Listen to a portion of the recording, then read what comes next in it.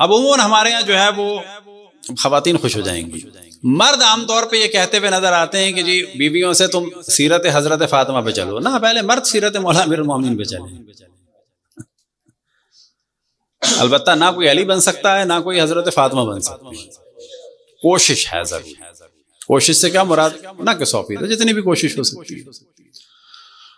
तो हमारे माशरे में आमतौर पे जो डिमांड होती है वो खवातीन से होती है। ऐसा लगता है कि मर्द तो बिल्कुल ही मुकम्मल है, जबकि होना क्या चाहिए, ना खवातीन मर्दों से डिमांड करें मौला अली बनने की, न मर्द खवातीन से डिमांड करें हजरत फातिमा बनने की। ये तो बिल्कुल ही गलत है। हत्ता दूसरे से कहना भी नहीं चाहिए कि तुम पहले सही हो, पहले खुद सही होना चाहिए। यानी खवातीन मर्दों से कहें कि तुम मौला अली की सीरत पे चलो ना, मर्द खवातीन से कहे तुम हजरत फातिमा की सीरत पे चलो ना। मर्द अपनी जिम्मेदारी अदा करे, जब उसमें मौला अमीरुल मोमिनीन की सीरत का कोई जलवा नजर आएगा तो दूसरी जानिब से खुद ब खुद एक इम्कान है कि वहां से भी कोशिश हो कि उसकी सीरत में कोई जनाब सैयदा की जात का कोई जलवा नजर आए, कोई सीरत का जलवा नजर आए। तो घर में डिमांड करने से मसले नहीं हल होते। दूसरा यह कि जो हमारा माशरा है, अब यहां का तो हमें नहीं पता, लेकिन सारी दुनिया में, मुमकिन है कि दुनिया से अलग जगह हो, लेकिन सारी दुनिया में इस वक्त तलाक का रेशो बहुत ज्यादा हो चुका है। इस मौजू को हम इस वजह से डिस्कस कर रहे हैं कि याद रखिए कि बहुत सारी जगह मर्दों को लोग बरगलाते हैं। मुमकिन है किसी के जहन में सवाल है इस मौजू में क्यों चले गए, क्योंकि ये भी जिम्मेदारी है कि घर बर्बाद ना हो, ये भी जिम्मेदारी है कि हम जनाब सैयदा मौला अमीरुल मोमिनीन की सीरत और सुन्नत पे चलें, उनकी तालीमात से आशना हो।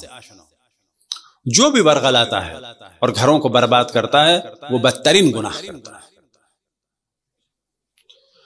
इसी तरीके से मर्दों को आमतौर पर बरगलाने वाले भी कुछ लोग होते हैं, वो जाहिर उससे घर वाले होते हैं। औरतों को बरगलाने वाले भी लोग होते हैं, वो उनके घर वाले होते हैं। जो भी बरगलाता है वो गलत करता है। दोनों जानिब से बात होनी चाहिए कि मामला फहमी हो और किसी को भड़काया ना जाए। मर्दों को कब समझ में आता है कि जब बीवी चली जाती है कि मेरे बच्चों का तो कोई भी नहीं है। जब डाइवोर्स का सिलसिला चल रहा होता है तो मर्द की मां यह कह रही होती है मेरी गुलशन के फूल। कब तक?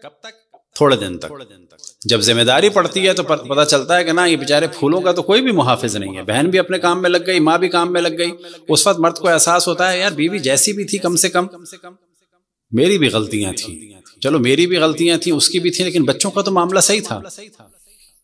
फिर वो दूसरी करता है, उसको महसूस होता है ना मसला हल नहीं हुआ और खराब हो गया। यूरोप अमेरिका में मिसाल मशहूर है, इंसान पहली शादी करता है तो उसको महसूस होता है गलत, दूसरी करता है कहता है ये भी सही नहीं, तीसरी के साथ रहता है कहता है ये भी सही नहीं, चौथी पांचवी के बाद कहता है सभी सही थे, खामा खाई में तवक्कुआत मैंने ज्यादा रखी थी, वो पहली वाली सही थी। लेकिन टाइम गुजर चुका। खवातीन से भी हम यही कहते हैं कि जो भी खवातीन को भड़काता है गलत करता है। कभी भी आइडियल जिंदगी की तलाश में न रहें।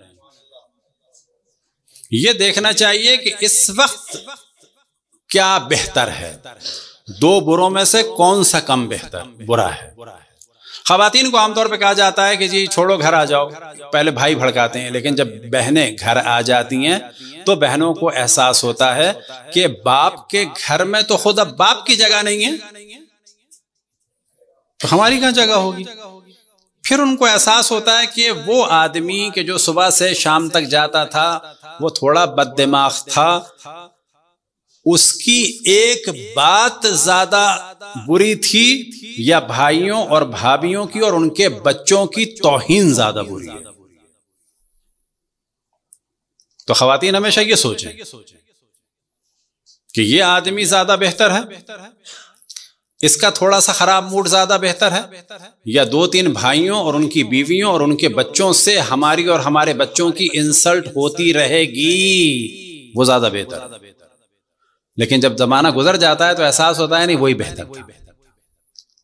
तो हमेशा आप आइडियल के चक्कर में ना रहें ख़वातीन, हमेशा ये सोचें कि इस वक्त ज्यादा, इस वक्त कम बुरा क्या है, कम बुरा क्या है। अलबत्ता जब बुराइयां हो तो ये भी सोचनी चाहिए इसमें हमारा कितना दखल है। बाज दफा मर्द इरिटेट करते हैं और कहते हैं हमने कुछ नहीं कहा, बाज दफा ख़वातीन तंग करती हैं, कहती हैं हमने तो कुछ नहीं कहा। और सबसे बड़ा कमाल ये होता है बाज दफा मर्द और ख़वातीन कहते हैं हम तो कुछ बोलते ही नहीं है, जबकि उनका ना बोलना जो है वो बहुत ही बुरी चीज होता है। ना बोलने से क्या मुराद, मुंह बना के आप रखें और कहें मैंने तो कुछ भी नहीं कहा। बाबा ये जो मुंह बनाया है ये बोलने से ज्यादा बुरा है। ना बोलने के माना ये होते हैं कि हम खुश मिजाज हैं, बदतमीजी नहीं करते। मिसाल के तौर पे आपके घर में आऊं और आने के बाद में खामोश हो जाऊं और आखिर में कहूं मैंने तो कुछ नहीं कहा। बाबा कुछ कहा नहीं, ये जो खामोश मुंह बना के बैठे ये 1000 गालियों से बुरा। तो कोई भी आपसे कहे कि इस किस्म की चीज है तो हमेशा कोशिश करें कि लोगों के घर को बर्बाद ना होने दें।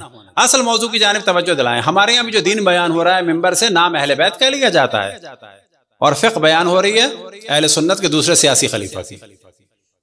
क्या मुराद? अभी अगर शियों से पूछा जाए कि बीवी को तलाक दे दी है, अभी तलाक हुई है, फर्ज करें सारी शराइत के साथ हो गई है, हो गई तलाक, अब ये बीवी कहाँ जानी चाहिए?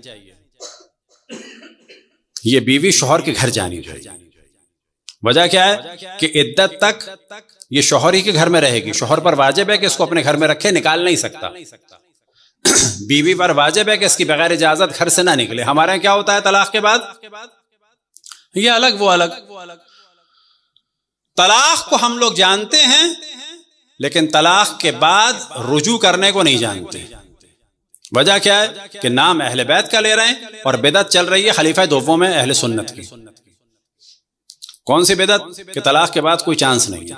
लिहाजा ये शियों की जिम्मेदारी है कि अगर कहीं तलाक हो गई है और अभी इद्दत चल रही है तो लोगों को तैयार करें कि रुजू हो जाए। और अगर कहीं इद्दत का टाइम गुजर चुका है, आपको पता चले कि इस वक्त किसी की तलाक हुई है, साल 2 साल 10 साल 20 साल गुजर चुके हैं, मर्द या खवातीन में से कोई भी एक पशेमान है या ये कि इनके मिलने से बच्चे खुश हो जाएंगे, इनका दोबारा निकाह करा दें। ये जो हलाला वाला मौजू है कि जो बिदअत उमरी है, हलाला है लेकिन कब है? तीसरी तलाक के बाद। तीसरी तलाक कब होती है? एक दफा तलाक हो गई, या रुजू कर लिया, या इद्दत में रुजू कर लिया, या इद्दत के बाद निकाह हो गया। अब जिंदगी गुजारना शुरू की, अब मर्द ने तलाक दे दी, ये दूसरी मानी जाएगी। इद्दत में रुजू कर लिया या इद्दत के बाद निकाह कर लिया, ये 2 तलाक़ें हो गई। अब तीसरी तलाक दी। इस तीसरी तलाक के बाद क्या है? वो नहीं है जो इस वक्त अहले सुन्नत में चल रहा है। तीसरी तलाक के बाद क्या है कि मर्द से कहा गया कि तुमने अपनी पावर को बहुत मिसयूज कर लिया, अब ये खातून आजाद है, जिससे चाहे शादी कर ले, जिससे चाहे शादी कर ले।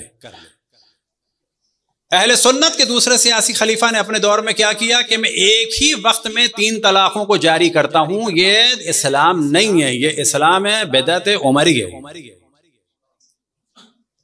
हमारे यहाँ लोग अहले बैत का नाम लेते हैं लेकिन तलाक के अहकाम नहीं पता। आप सबकी जिम्मेदारी है ये। मुमकिन है किसी को मौजू अच्छा ना लगे तो ना लगे, क्या कर लेंगे। लेकिन अगर जनाब सैयदा के इस जिक्र से बाज मियाँ बीवी दोबारा जिंदगी उनकी बन जाती है तो इससे बढ़कर कोई सवाब का काम नहीं है। बस फर्ज करें किसी के माँ बाप में तलाक हो गई थी 30 साल पहले, बच्चे समझते हैं कुछ नहीं हो सकता, जाए अपने माँ बाप का दोबारा निकाह करा दें। ये अहले बैत की फिक्र को जानना चाहिए। हमारे इत्तफाक से उलमा भी तलाक पढ़ा देते हैं, उसके बाद रुजू का तरीका नहीं बताते।